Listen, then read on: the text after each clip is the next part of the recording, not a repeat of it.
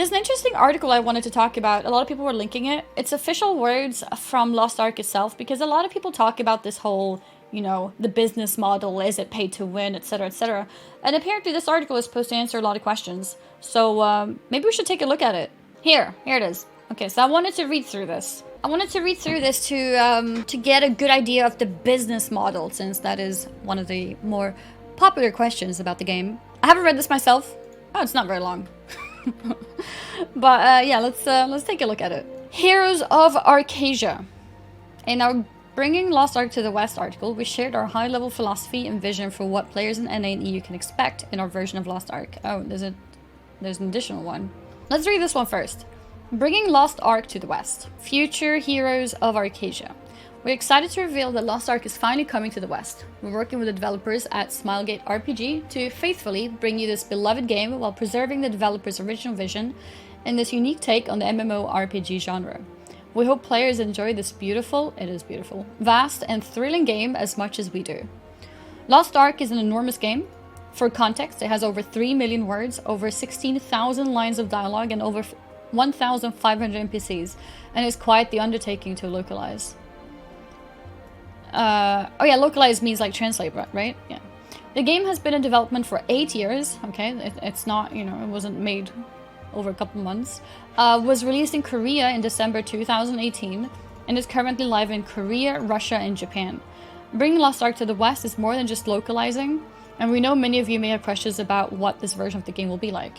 Today, we'll share a bit about our approach to localization, our plans to create a player-focused business model, and our plans to update Lost Ark with new content over time. Our approach. Lost Ark is a stunning and feature-rich game developed by Smilegate RPG that blends the massively multiplayer online game and action role-playing game. Yeah, ARPG. Yeah, we know this, right? It has a super ARPG feeling. I almost feel like I'm playing Diablo.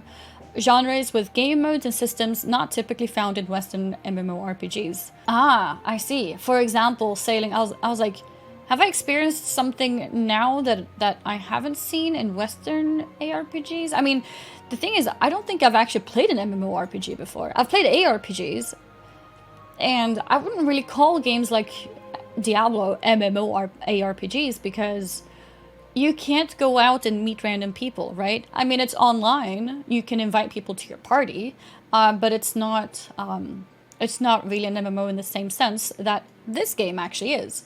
So that's really cool. For example, sailing, homesteading, affinity systems, harvesting and crafting, and much more. We're partnering with Smilegate RPG to adjust areas of the game to be better meet player expectations in Europe and North America. Maintaining Smilegate's original vision for this award-winning game is extremely... Oh, award-winning? Is it critically acclaimed? Our intention is to provide the authentic Lost Ark experience for our players, and all of our localization efforts are being conducted through the lens of preserving the spirit of the original game. Business model. We understand the business model is a primary concern for players in the West. In all regions, Lost Ark is a free-to-play game with optional in-game purchases. We want to assure players that the Western version of Lost Ark will be a fair, fun, and a great game experience where in-game purchases are completely optional. Okay. We think it is important that players have a path to acquire all items in our version of Lost Ark without having to make a purchase, with few exceptions. Okay. Like which, for example, Founders Pack, service like name changes, etc. Okay. I mean, this is fair. We're still working through the details with Smilegate, and we'll share more details later this summer along with our Prime Gaming benefits. So it sounds here that they specifically don't want to make it pay to win, right? They want everything to be acquirable in-game. Like, they're not going to sell gear, which is better, or they're not going to sell, I don't know, things that you can basically earn everything else in-game. I mean, this can still include things like, you know, character boosts, but like, in today's day and age, is there any game that doesn't have a character boost? And technically, you can still, you know, get that yourself by just leveling a character. Yeah, because I've heard that the original game is very pay to win, but I think that they know that that doesn't work in the West. But yeah, let's see. Content Cadence? As we mentioned above, Lost Ark launched in 2018, which means there's a ton of polished content that will keep you immersed for a long time. In fact, in our closed technical alpha test, which starts tomorrow, in June, okay, that was the first one, players will choose from 14 classes, sail the Sea of Guiana, brave the Abyss Dungeon, Ancient Elveria, and so much more. We'll have plenty of exciting content to reveal leading up to the launch and look forward to sharing more in the coming weeks, but needless to say, we're looking forward to regular content updates featuring classes, content, dungeons, and more after the game has launched. Oh, you think that it sounds like they do sell gear in shop, but it's not unique because you can grind for it? Addressing expectations. While Lost Ark has millions of active players around the world, there may be some content in game that is unexpected for some Western audiences. Sometimes this can include cultural references, imagery, or nuances that are unfamiliar to us. While our goal is to preserve the authenticity of the original game, we also feel localization updates can be made to make the game feel more approachable and representative of our Western players. We want players to enjoy and embrace all of the interesting features and quirks that make Lost Ark unique and wonderful. Lost Ark is a massive, fancy world with a lot to localize, and we have been hard at work for quite some time. Our approach is additive and extends well beyond our localization efforts. We're happy to report that in-game text and voice will be available in English, French, German, and Spanish. We're also actively working on changes that we believe will make our audience feel more at home in Lost Ark. Some areas of focus have been character creation, knowing players of all times what character they feel represents them, such as more options for default costumes, hairstyles, and skin tones. Additionally, the character creation options were actually quite nice. There were no options for body, and I don't know if that's like a good or bad thing, but I think I would have liked to be able to customize my body as well. But yeah, additionally, we're working to increase NPC diversity throughout the world of Arcasia. Can't make your character midget? Excuse me? I mean, no, that's not what it is, okay? We're working closely with Smelgit RPG to make changes that reflect our audience. This effort will be ongoing and we'll work closely with our community to identify areas we can improve. Okay, embarking on the Odyssey. We hope this has helped share some insight into how we're bringing such a massive and unique game to the West. Okay. Alright, so now we read this part. Along with some changes and adjustments we've made. We want Lost Ark to be fun and fair, so getting the business model right for our players is crucial. And they know that this is important. They know. Smelgit RPG has made an amazing game, and we aim to honor the original design while increasing the accessibility of the game for our new audience. Lost Ark will be a completely free-to-play game with optional in-game purchases, Founders Packs, and other bundles released alongside new content. The in-game store features a vast array of cosmetic items for head-to-toe character customization and convenience items such as auto-looting pets or items that allow you to access your storage while in the field. Okay.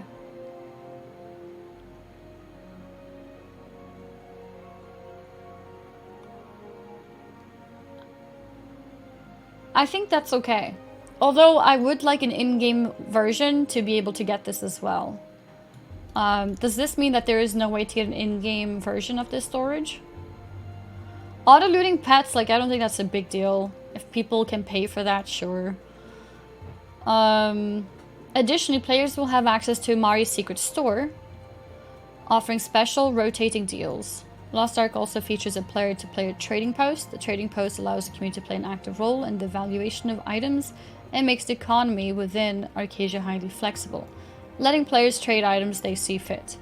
Amazon Games has been working with Smelgit RPG to update the business model to more closely align with Western norms and player expectations. Here are some key adjustments. Okay, so there's some key adjustments here. So convenience along the lines of PoE stash tabs will also auto pickup. Oh, does PoE have that too? You get pets free, why would you buy it from shop? Well, buying pets would go under cosmetic, right? Because you do get pets in the game. But if you want like a specific look of a pet, maybe they sell pet options that you could have instead. But that would go under cosmetic, like, that's fine. Oh, yeah, that's what I thought as well. So it mentions here that we get, let's see, convenience items such as auto-looting pets. But yeah, didn't we do a quest yesterday that gave us auto-looting pets? Because I'm pretty sure they talked about it. Pets have other functions that are unlocked with the currency from cash up, stuff like crafting, etc. Okay. Owning pets are obligatory if you want anything close to efficiency. Beaten pets are free right now, but I'm sure they'll be in the actual game too. Oh, that's true. It's a beta, so maybe it changes. But so from what I saw now, auto-looting pets was something that was given through the quest that we did. I'm curious what that means. If that was only a beta feature, but it's like a whole quest around it. So I don't know. But okay, let's see. To ensure all purchases in-game feel optional, it is important players have a path to acquire all items in our in-game store without having to make a purchase. Okay. Most items are available with crystals, which can be earned by trading gold at a player-run exchange. This is interesting. Any item without a crystal price will be tradable via the in-game trading post. This means that all items will be available for in-game earnable currencies, with few exceptions, such as founders packs and services like name changes. Yeah, I mean, I don't expect people to be able to get services for in-game currency, but the rest of this sounds really good. We have updated how pet features function. Originally, players would rent features on their pets each month. Oh, like pay for it monthly? And the pets would gain additional functionality. An epic grade pet will be available for free as a quest reward in the early stages of the game. Yeah, we have that. I got my pet. I got my bunny. In our version, pet purchases are permanent. Ah, okay, so they weren't meant to be permanent. And the features that were previously rented are now available through crystalline aura benefits. Auto-looting remains a default feature. There it is. Regardless of whether or not you have crystalline aura active. We tuned the timing on Mari's secret store to make products stay in the store for longer periods of time, giving players more time to make a purchase decision. Players will have 72 hours before items rotate. Oh, so I guess how it was in the original is that the offers rotate like really fast, maybe like, I don't know, every 3 hours or something, giving this feeling of needing to buy something quick before it's gone, and they're increasing it for the West to 3 days instead. Yeah, it's like the reverse WoW token, or like not reverse, but like one side of the WoW token, the part where you can actually just earn gold and buy store mounts and buy whatever else is on the store actually by using that. Yeah, without the part that you can buy a WoW token for money. Like the retainer subs in FF14. Yeah, so I think what it seems like here is that the retainer subs used to be a thing for the pets. But they've decided that in the West, that's not a good idea.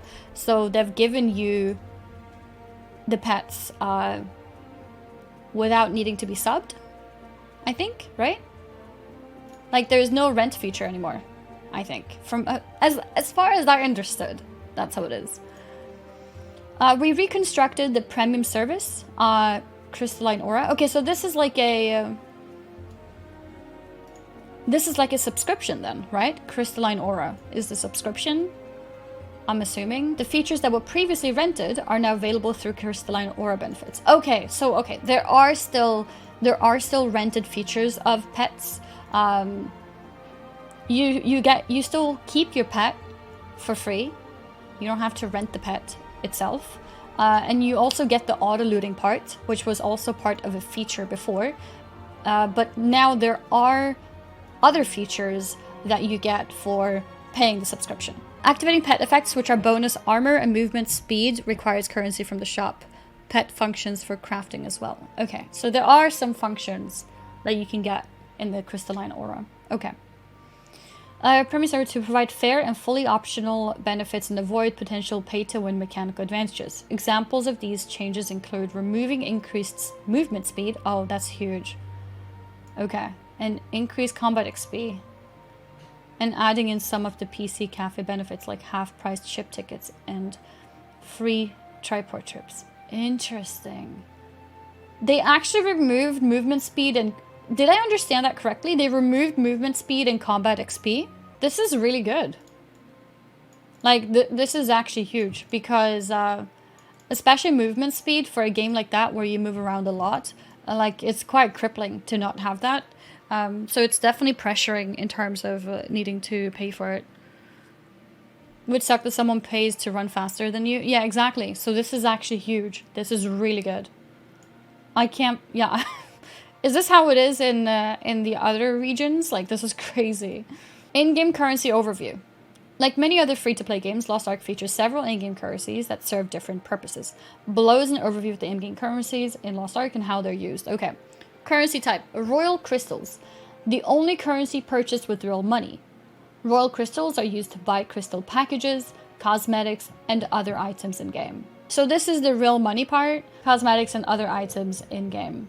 I'm curious, like, I would like to see what else is included in this, but they have like combated quite a few of that in this text here. Like there's no increased XP, there's no movement speed and things like that, so it seems pretty good at least. Let's see. And then the crystals earned by completing certain quests, achievements, acquired with royal crystals in the store, or acquired with gold through the in-game currency exchange.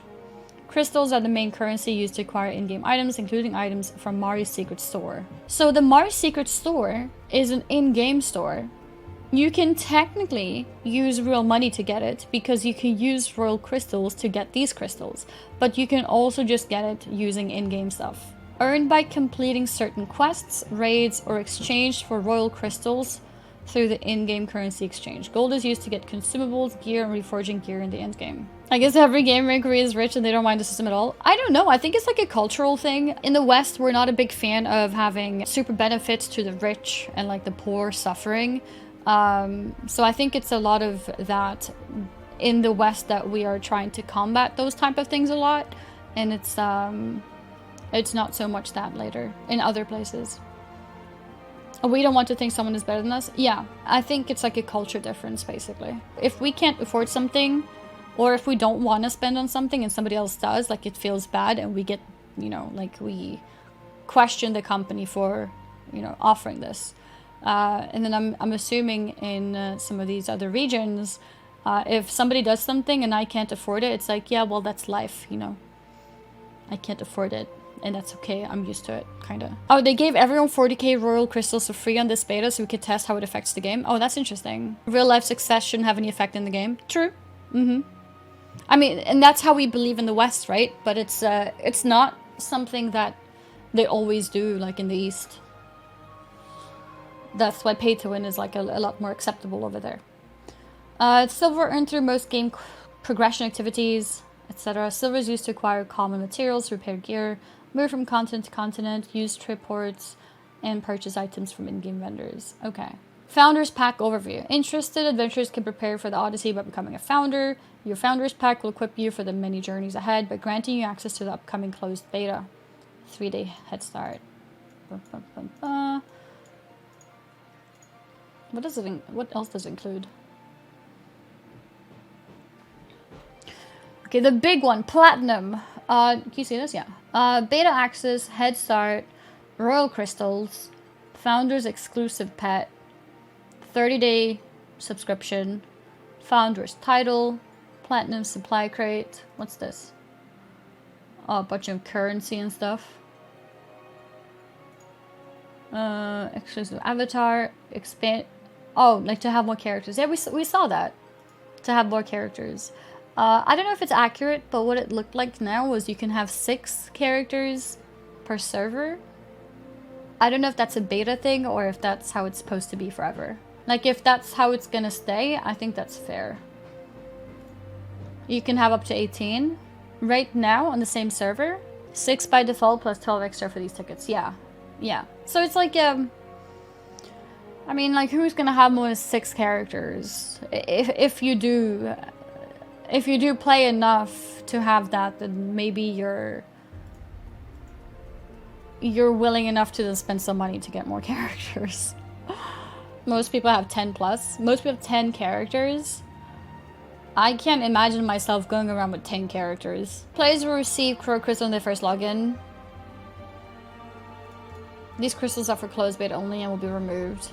Since we're actively testing and refining the monsters in game, players may see remnants of the original business and parts of unfinished system. Oh, I see. The beta that we made scope with some revisions are necessary and we make further changes as a result. Okay. But yeah, I mean, what do you guys think? How does it feel? I feel like at least they've definitely improved. It's definitely not going to be the same version as in the East, which is one of the most popular questions that are asked for me. It's definitely not going to be the same. They are removing some very like big things. Like in the East, you have your subscription, the optional subscription, which gives movement speed and XP. That is not a thing in the West. That is not a thing. They have removed that. There is no movement speed or experience gain benefit. Don't know yet, need a view from the endgame perspective. Yeah, that's true. I prefer the subscription model, but it looks like they've made an effort to tone it down. Yeah, I mean, and there's always the optional subscription, right? Oh, this is how the subscription looks. Triport fee is free. Ocean linear fee is 50% off. Daily report action tries. Oh, I think this is to gain reputation, right? Life energy, natural recovery amounts. Like some more healing. Usable Bifrost. Song of Return, cooldown. Research time, crafting time, dispatch time. Okay, so this is like... you get access to Stronghold training grounds, specifically. And these training grounds also gives XP. I don't know how OP this is. Like, if this is gonna be the way that everyone levels, then that could be a bit worrying, I guess. But if it's not the most efficient way of leveling anyways, then it doesn't matter. It could potentially be OP. You can buy the subscription for in-game currency. Then if you play enough, you'll just pay for the subscription itself, and then you have all the benefits, like using in-game stuff. So yeah, I see the comparison with WoW token a lot then, because with the WoW token you can spend your gold to buy anything on the store. I think the main thing that people don't like about the WoW token is like the other direction of it. Look at it like subscription. You can play the game completely free but get benefits, instead of like WoW, etc., where you can't play the game at all without paying. Well, like technically you can play it like that in WoW too, right? But yeah, you have to have probably paid for at least one subscription to get in the game, and then you make the gold, and then after that it can sustain itself. Basically, I'm trying to figure out, if you play free to play, does that mean that you're gonna have to play an insane amount compared to everyone else? Because that all kind of depends on how the economy flows in the game. But the initial feeling of it, is that I'm not pressured to pay money, and I think that's nice, because things like this, movement speed and increased XP, is things that you feel immediately. Like, this is like an immediate handicap I'll feel for not having it, right? But they've removed that. Especially movement speed, yeah. Like, imagine playing with your friends, and then like one of your friends is fast at moving and the rest of you guys are slow. Other benefits is like, I don't know, like crafting is a little bit faster. What was that a thing? I think it said that. And then you can unlock those things yourself if you spend enough time in the game by just, you know, getting the currency. It's like playing with your friends and all of them are tall. No, that's not the same. That's not the same. So for the pure real money only, it's cosmetics that you get for it. And then for the things that you can get crystals from royal crystals. So you can get these crystals from real money, and you can spend these in this store. But you can also get these crystals by playing the game. So, yeah. Yeah, I don't know. Like, I feel like people are really sensitive about this all. Like, the way that I feel like I'm fine with pay to win as long as I can earn it in game. But everyone's opinion on pay to win is very different. A lot less pay to win than WoW in general. Sure, it's less pay to win than WoW.